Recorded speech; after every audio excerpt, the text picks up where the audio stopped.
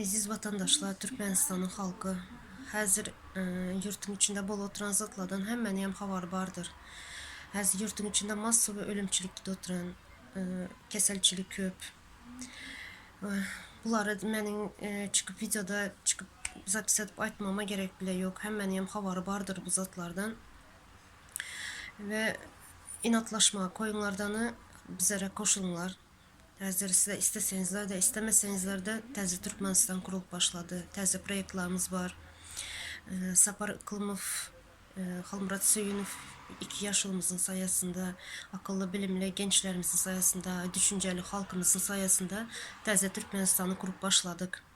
Ve bu təzə Türkmenistan sadece birkaç adam bilen kurulmaya, bu halkımız bilen kurulacak. Şunun için inatlaşmalı koyunlardanı bizlere koşulunlar, bu halkın elinde bu zat.